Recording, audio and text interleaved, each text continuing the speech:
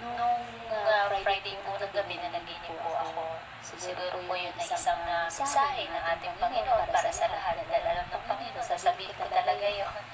Dahil kung ano masasabihin sa akin ng Panginoon, talagang sinasabi ko kahit hindi pwede.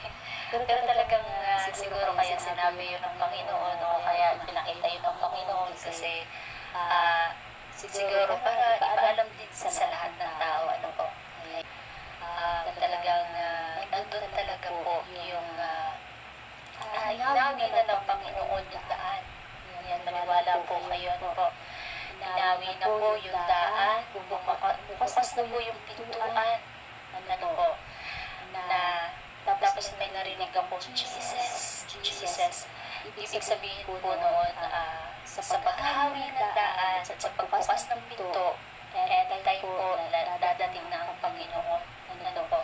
Anytime darating na si Jesus. Ano po? So, maniwala po kayo.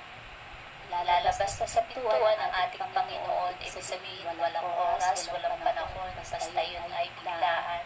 Ano po? Sinabi ng Panginoon, maging handa. So, paano ba maging handa?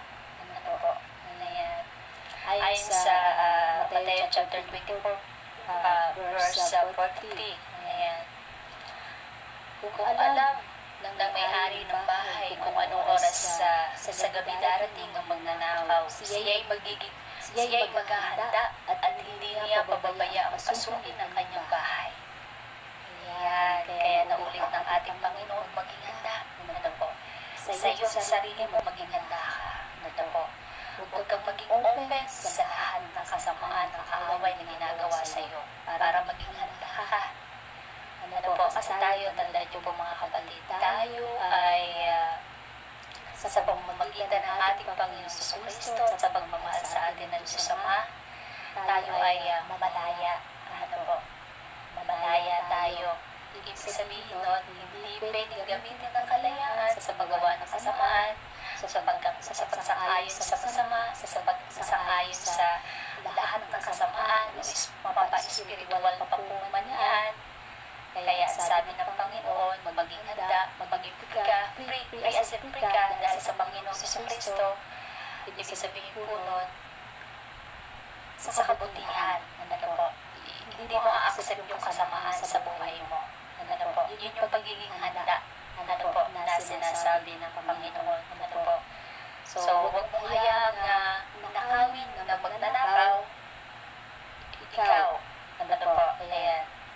So, nandun yung magnanakaw, ano po, na tinutukoy sa Bible, magnanakaw. So, ikaw mismo, huwag kang magpadaya, ano po, sa kaaway, ano po, huwag mo hayaang magnakaw o magnanakaw sa buhay mo, ano po, para ikaw ay mapapahamak, ano po. So, huwag mo hayaan yun, ano po, na mapapahamak ka pa, nakawin ka pa ng kaaway, or sirain pa yung pagkatao mo, ano po, para lang hindi mo makita o hindi mo makasama ang Panginoon sa buhay mo. Ano po, kaya sabi ng ating Panginoon, maging handa. Ano po, amen.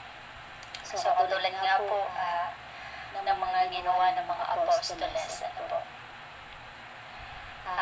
ang mga apostoles, ayan, paano sila maging handa, naging handa noon, nag-share sila ng gospel, naniwala sila sa katotohanan, naniwala sila kay Jesus Christ, ano po,